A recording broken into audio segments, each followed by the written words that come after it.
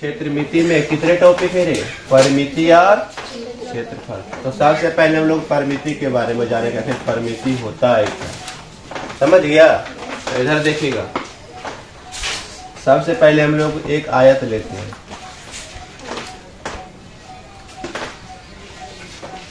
इसको मान लेते हैं P Q R S। ये क्या हो गया? आयत की भुजा है। तो आयत किसे कहते हैं? इसकी आमने सामने की भुजा आपस में बराबर हो। आमने सामने की भुजा आपस में बराबर हो, उसे क्या कहेंगे? आयत। अर्थात प्रत्येक कोण कितना डिग्री का? 90 डिग्री का हो, उसे हम क्या बोलेंगे? आयत।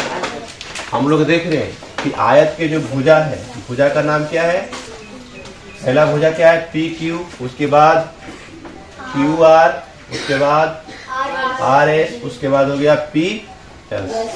कोई दिक्कत? अब हम लोग देखते हैं कि परिमिति कैसे निकालते हैं। यहाँ पर लिखेंगे आयत का परिमिति, चाहे तो परिमिति बोले चाहे तो परिमाप बोले, दोनों एक ही होता है। ठीक, क्या कह रहा है? आयत का परिमिति बराबर क्या होता है? यहाँ पर हम लोग जानते हैं कै भुजा देवल है रे? 1 2 3 4, 4 भुजा दिया गया है ना। यहाँ पर लिख देंगे चारों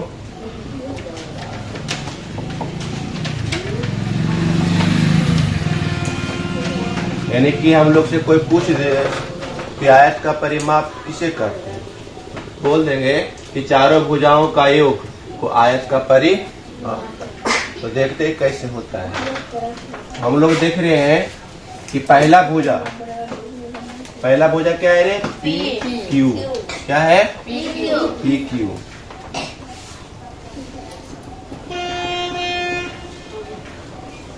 परिमाप बराबर कर जाएगा, पहली भुजा है पी क्यू, फिर प्लस पी क्यू प्लस के बाद क्या हो जाएगा? Q R. उसके बाद दूसरी तीसरी भुजा प्लस आर एस, और इधर हो गया चौथी भुजा चाहे तो पी एस है तो एस पी। कोई दिक्कत है? अब हम लोग क्या करेंगे कि देख रहे हैं कि दो भुजा आपस में क्या है? पी क्यू और एस आर, चाहे तो आर एस। इधर हो गया पी एस और क्यू आर, दोनों क्या है? आपस में बराबर है। ये भी बराबर है और ये भी क्या है? तो हम लोग देखते हैं यहाँ पर क्या लिखा हुआ है? पी और क्यू। तो पी क्यू भुजा बराबर एस आर, कुछ हो जाएगा बराबर एस आर। और उसी प्रकार से हम लोग लिखेंगे कि क्यू आर भुजा बराबर क्या हो जाएगा? P S. कोई दिक्कत? आप देखना है तुम लोग यहाँ पर पी एस, पी क्यू और R S, P Q R चाहे तो एस आर लिखा हुआ, कोई दिक्कत नहीं है। पी क्यू बराबर एस, यानी कि दोनों बराबर है। तो क्या पी क्यू के जगह पर एस आर लिख सकते हैं? क्या लिख सकते हैं? yes, और एस आर के जगह पर पी क्यू। तो क्या करते हैं? दोनों तो बराबर है, तो दोनों को एक ही मान लिख देते हैं। तो देखो यहाँ पर क्या हो गया? पी क्यू क्या हो गया? P Q plus Q are ने है, तो क्यू आर को लिख देते हैं पर तुम क्यू आर। ठीक, उसके बाद आया क्या? R S. तो आर एस कौन बना है? ये वाला। तो आर एस पी क्यू बराबर आर एस। देखो हम लोग यहाँ पर देख रहे हैं पी क्यू बराबर आर एस। तो हम लोग देख रहे हैं कि यहाँ पर पी क्यू है, तो अब आर एस के जगह पर यानी कि एस आर के जगह पर क्या दे देंगे? P A Q. ले लो भाई तुम, है कि दोनों का तो वैल्यू सेम है, दोनों बराबर है ना। तो दोनों की जगह पर क्या लिख देंगे? दोनों का मान एक ही लिख देंगे। ठीक, अब यहाँ पर देख रहे हैं क्यू आर है, तो हम लोग देख रहे हैं क्यू आर बराबर क्या? P S. तो जहाँ पर पी एस है वहाँ पर क्यू आर दे सकते हैं? चलो ठीक है, तो दे देंगे क्यू आर। अब हम लोग देख रहे हैं कि इसको जोड़ देंगे भाई, तो पी क्यू और पी क्यू कै पी हो गया रे? एक पी क्यू और एक पी क्यू, तो कितना पी क्यू? 2 पी। फिर प्लस यहाँ पर क्यू आर है, एक क्यू आर यहाँ पे, तो एक और एक कितना हो गया, दो क्यू आर। अब देखो इसके पास भी 2 है, इसके पास भी क्या है, तो क्या करेंगे, 2 को कॉमन ले लेंगे, क्या लेंगे, निकाल के इधर साइड कर देंगे कि भाई तुम साइड में रहो। अब क्या हो गया, P Q plus Q are.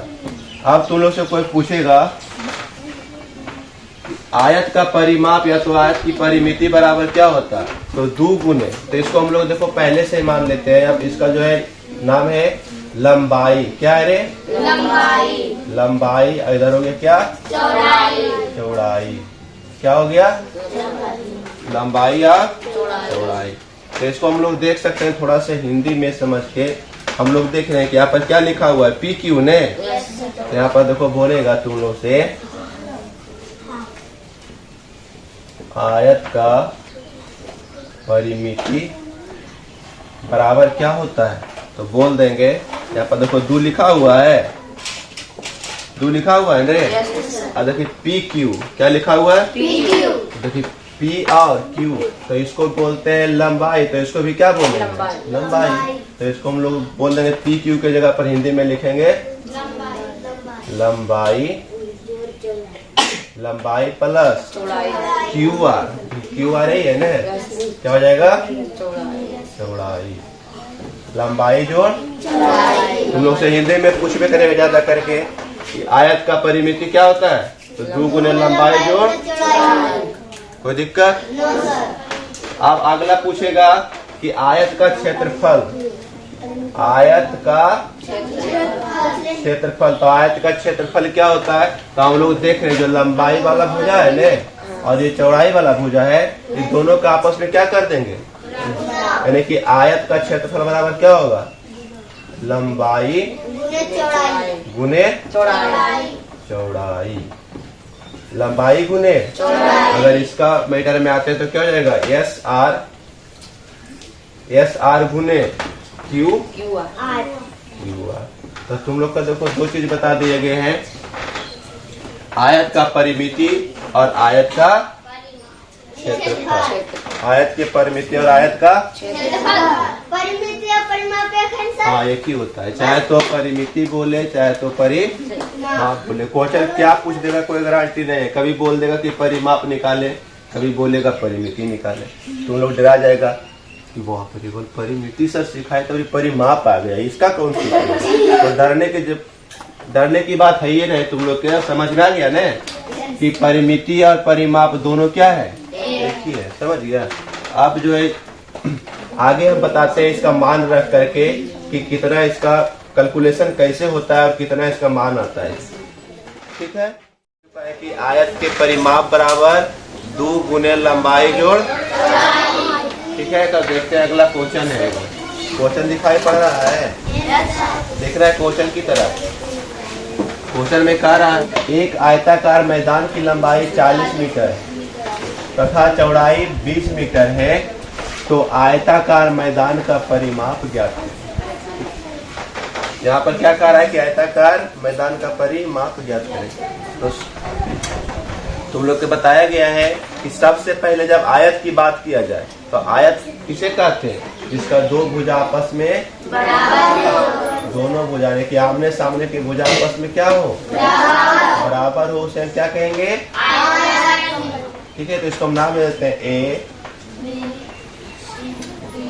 हम लोग देख रहे हैं कि भुजा का नाम दे दिए A B, B C, C D और ए डी, ठीक है। इसमें हम लोग देख रहे हैं कि लंबाई कितना है, 40 सेंटीमीटर में है, 40 मीटर। मैदान थोड़ा सा फील्ड जैसा होता है ना, उसी को हम लोग कह रहे हैं मैदान, ठीक है। यहाँ पर हो गया लंबाई 40 मीटर और चौड़ाई कितना रे, 20 मीटर। कोई दिक्कत हम लोग के इससे पहले यानी कि सूत्र में बताए थे कि जो बड़ी भुजा दिखाई दे रहा है इसको हम लोग बोलते हैं लंबाई, क्या बोलते हैं, लंबाई। और जो छोटा भुजा दिखाई दे रहा है कितना है, उसको क्या बोलते हैं, चौड़ाई। तो हम लोग जान गए कि आयत के आमने सामने को जो भुजा होता है आपस में बराबर होता है, और लंबाई और चौड़ाई, लंबाई और चौड़ाई जो दिया गया है तुम लोग को पता है कि कौन सी भुजा लंबाई है और कौन सी भुजा चौड़ाई है। जो भुजा बहुत लंबा दिखाई पड़ता है उसे बोलते हैं लंबाई, और जो भुजा सबसे छोटा दिखाई पड़ता है उसको बोलते हैं चौड़ाई। कोई दिक्कत? चलो आगे देखते हैं। अब हम लोग को पता चल चुका है कि यहाँ पर सबसे पहले क्वेश्चन का क्या कह रहा है कि आयताकार मैदान का परिमाप। हम लोग पहले ही जानते हैं कि आयत का परिमाप क्या होता है, तो यहाँ पर लिख देंगे आयताकार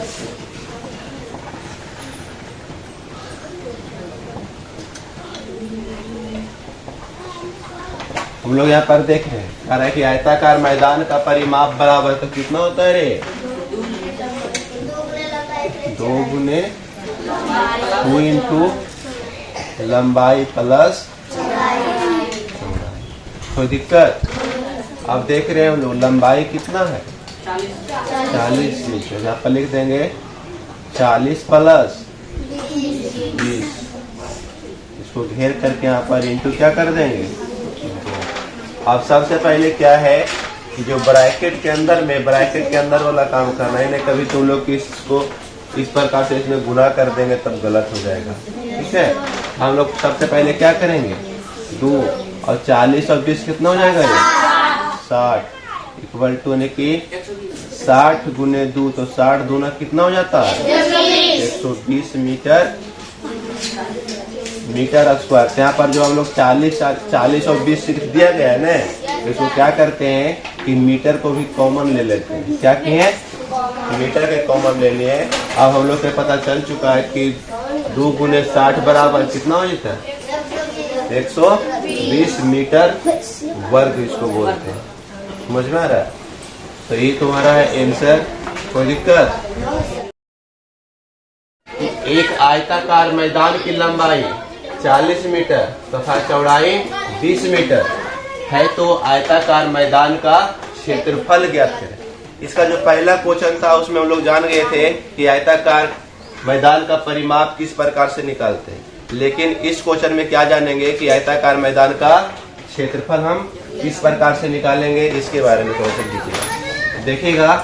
सबसे पहले तो कह रहा है कि एक मैदान की लंबाई कितना है 40 मीटर दिया गया है और चौड़ाई 20 मीटर। लंबाई 40 और चौड़ाई 20। आयताकार मैदान का क्षेत्रफल बराबर, तो हम लोग यहाँ पर लिख देंगे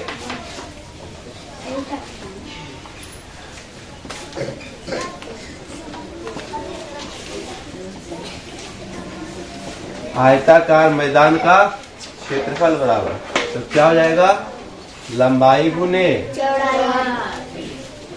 लंबाई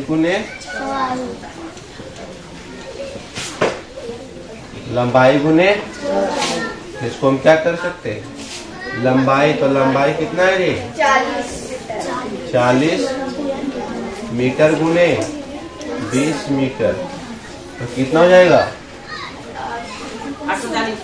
यहाँ पर क्या करना ज्यादा डरना ना है, तुम लोग के लगता होगा सर जी तो 40 और गुने 20 बहुत से हार्ड है, तो क्या करो कि शून्य को भी छोड़ दो। शून्य को क्या करना है इसको गुना कर दो 4 दूनी 8। और देखो एक शून्य इसके पास एक शून्य इसके पास, दोनों शून्य के रखो। और मीटर गुने मीटर क्या हो जाएगा मीटर स्क्वायर। यही तुम्हारा हो गया क्या, ज्यादा हार्ड लगा? समझ में आ गया तुम लोग को? अगर समझ में आ गया है तो थोड़ा सा मेहनत करो और इसको इस टाइप से हम बहुत सारा क्वेश्चन दे देंगे तुम लोग को। ठीक,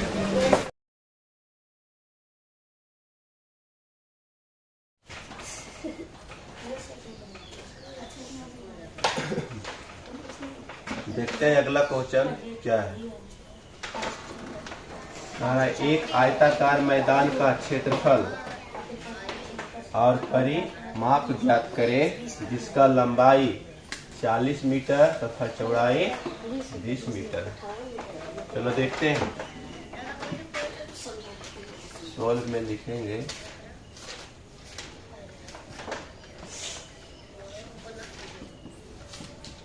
लंबाई बराबर 40 मीटर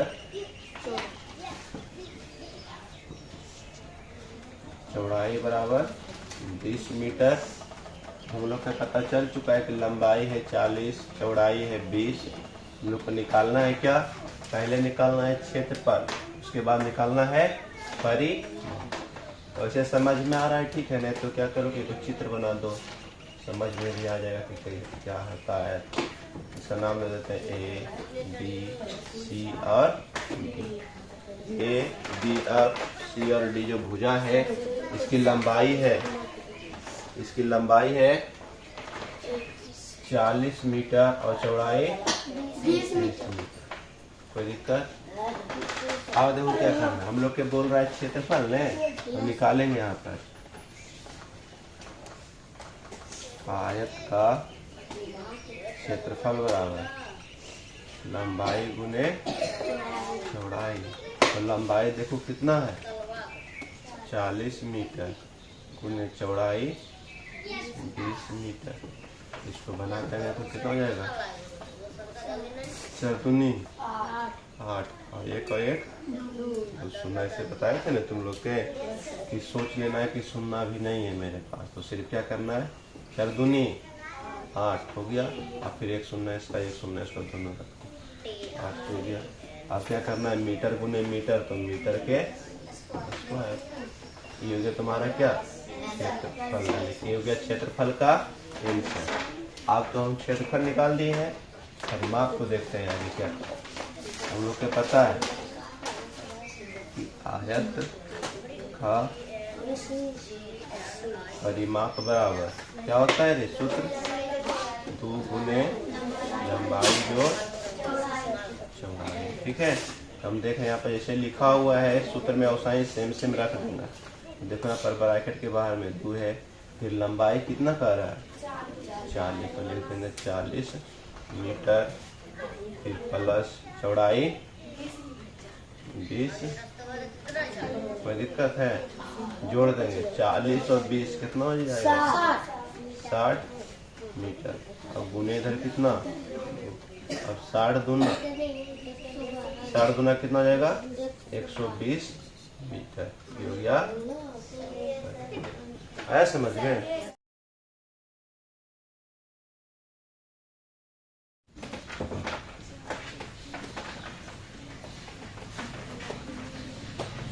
चलो देखेगा अगला क्वेश्चन।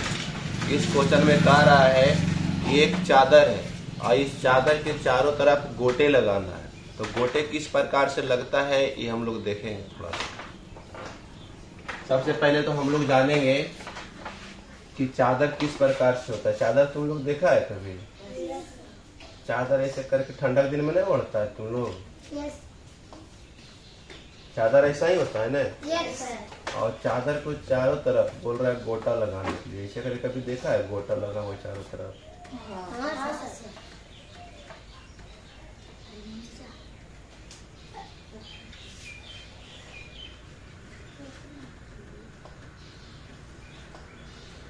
आने गोटा जैसे कैसे हो रहा है, उलटा के उधर।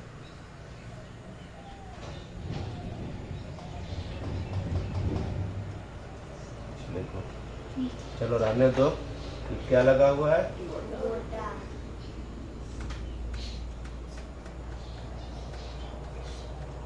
ये गोटा लगा हुआ है ना। हम लोग देख रहे हैं।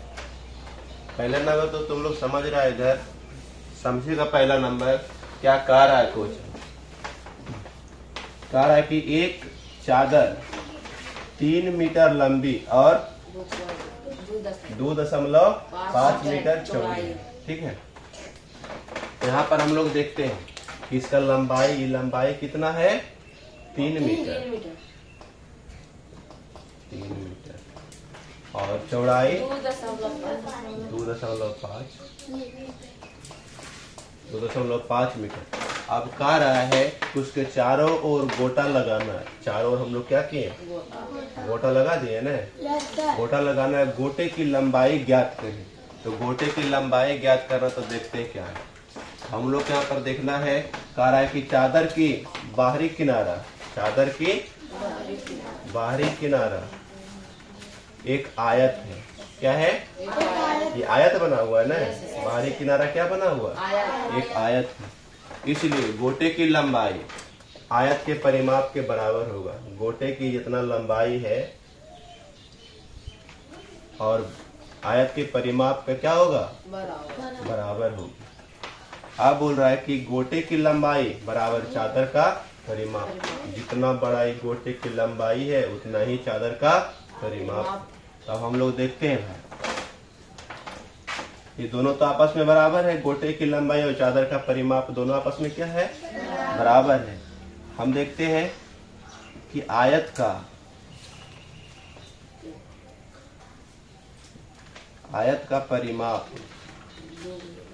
परिमाप बराबर क्या होता है, 2 गुने लंबाई जोड़ चौड़ाई। ठीक है, यहाँ पर दे देते हैं 2 इंटू लंबाई कितना है, 3 मीटर प्लस 2.5 मीटर चौड़ाई है। ठीक, अब क्या करना है, पहले दोनों के जोड़ लेंगे। तो जोड़ने के बाद कितना आएगा, 5.3 और 2 5 मीटर। ये गुना हो जाएगा, इसको गुना कर देंगे। 5 दूने 10 की शून्य बाकी 1, 5 दूने 10 और 1 11। दशमलव का अंक के बाद है, 1 अंक के बाद। अब देख रहे हैं कि दशमलव के बाद शून्य, इसलिए क्या होगा, 11 मीटर। यानी कि हम लोग जान गए हैं कि गोटे की लंबाई और चादर का परिमाप कितना मीटर है, 11 मीटर। कोई दिक्कत, चलो उतार लें।